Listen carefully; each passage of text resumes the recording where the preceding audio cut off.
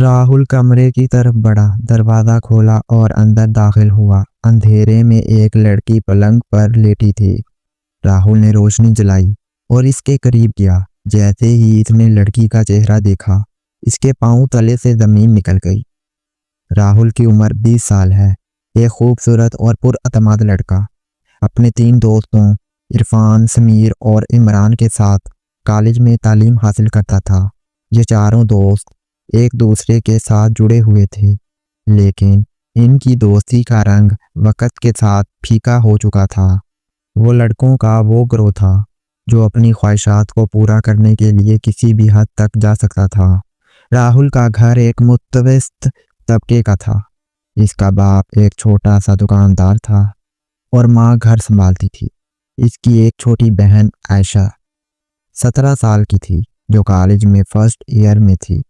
आयशा अपने भाई की बहुत इज्जत करती थी।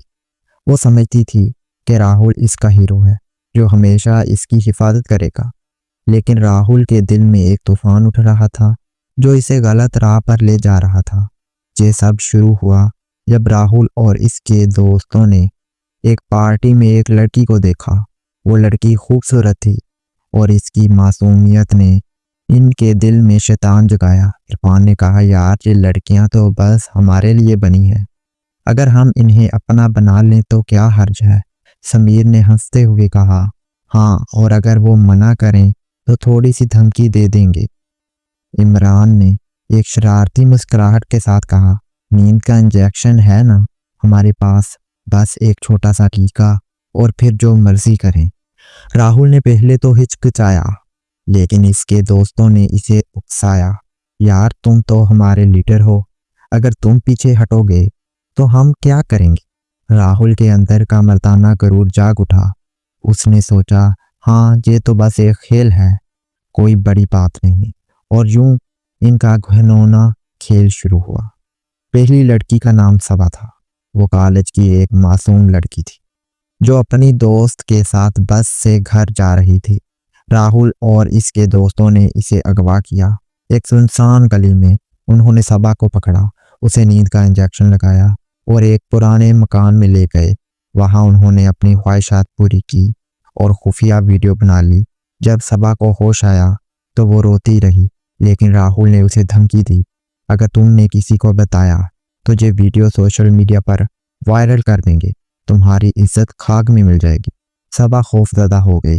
इसने किसी को कुछ ना बताया। वो घर पहुंची तो इसकी माँ ने पूछा, बेटा तुम ठीक तो हो ना। सबा ने झूठ बोला, हाँ माँ, बस थक गई हूँ। लेकिन इसके दिल में एक जख्म था जो कभी ना भर सकता था। ये सिलसिला चलता रहा। राहुल और इसके दोस्तों ने कई लड़कियों को अपना शिकार बनाया। हर बार वही तरीका, अगवा, नींद का इंजेक्शन, रंगरलियां, वीडियो और धमकी। वो समझते थे कि वो बहुत ताकतवर हैं। इनके पास पैसा था, राब्ते थे और एक दूसरे का साथ था। राहुल को लगता था कि वो जिंदगी के मजे लूट रहा है।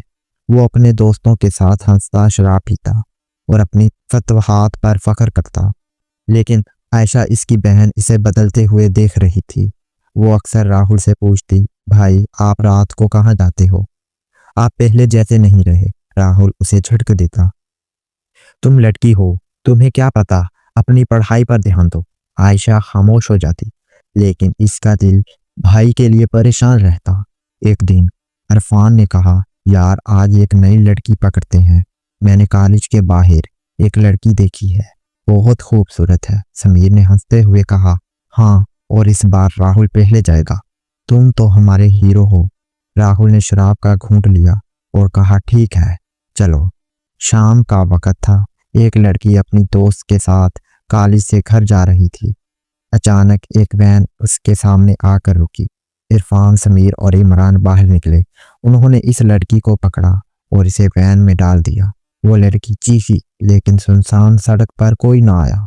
उन्होंने इसे नींद का इंजेक्शन लगाया और बेहोश कर दिया। राहुल इस वक्त घर पर था। इसे अपने दोस्तों का मैसेज आया, लड़की पकड़ ली, पुराने मकान पर आ जाओ। राहुल ने मुस्कुराकर फोन जेब में डाला और मकान की तरफ चल पड़ा। इसके दिल में वही शैतानी खुशी थी जो हर बार होती थी। वो सोच रहा था, आज फिर मजा आएगा। पुराना मकान वीरान था।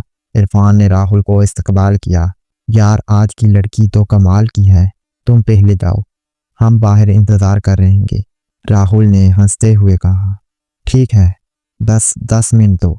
वो कमरे की तरफ बढ़ा, दरवाज़ा खोला और अंदर दाखिल हुआ। अंधेरे में एक लड़की पलंग पर लेटी थी। राहुल ने रोशनी जलाई और इसके करीब गया। जैसे ही इसने लड़की का चेहरा देखा तो ये आयशा थी, इसकी अपनी सगी बहन। इसके हाथ पांव सर्द पड़ गए, इसका दिल जोर जोर से धड़कने लगा। वो पीछे हटा और दीवार से टकराया। नहीं, ये आयशा है। इसके मुंह से बस यही अल्फाज निकले। राहुल के जहन में एक तूफान उठा।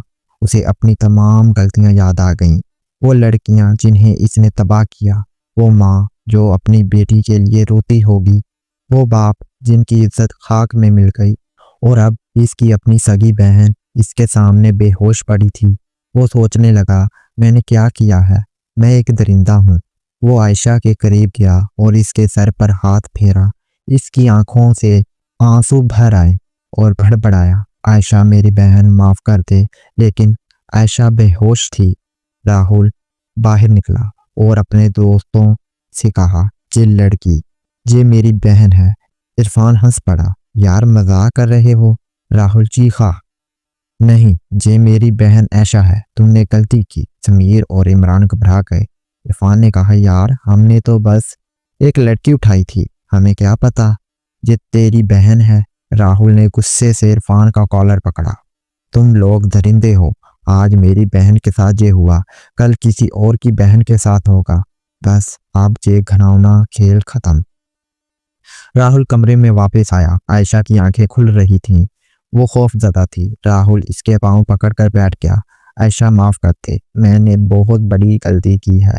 आयशा ने हैरत से इसे देखा। भाई आप यहाँ, आपने मुझे बचाया। राहुल रो पड़ा, नहीं आयशा, मैंने तुझे बचाया नहीं, मैंने तुझे इस खतरे में डाला। ये मेरे दोस्त हैं, उन्होंने तुझे अगवा किया। मैंने अब तक बहुत गलत किया है। आयशा के चेहरे पर खौफ और हैरत थी। वो कुछ ना बोल सकी। राहुल ने आयशा को घर छोड़ा। रात भर वो जागता रहा। इसके दिल में एक अजाब था। वो सोचता रहा, मैंने कितनी जिंदगियां तबाह की होंगी, आज मेरी बहन बची, लेकिन क्या मैं दूसरी लड़कियों के जख्म भर सकता हूँ? राहुल की जिंदगी बदल चुकी थी। आयशा वाला वाकया इसके लिए एक जलजला था। वो रातों को सोता न था। इसके जहन में इन लड़कियों के चेहरे घूमते थे जिन्हें इसने तबाह किया था। सबा, मारिया, हिना, हर लड़की का दर्द इसे सताता था। वो सोचता, मैंने इनकी इज्जत छीनी, इनके ख्वाब तोड़े, क्या मैं कभी माफ हो सकता हूँ? आयशा घर पर खामोश थी। वो समझ ना सकती थी कि इसका भाई, जिसे वो हीरो समझती थी, एक दरिंदा कैसे बन गया। एक दिन उसने राहुल से पूछा, भाई आपने और कितनी लड़कियों के साथ ऐसा किया? राहुल ने सर झुका लिया। आयशा, मैं शर्मिंदा हूँ, मैंने बहुत गलत किया, लेकिन अब मैं सब ठीक करना चाहता हूँ। राहुल ने अपने दोस्तों से राब्ता खत्म कर दिया। इरफान ने फोन किया, यार क्या हो गया, एक लड़की के लिए सब छोड़ दिया?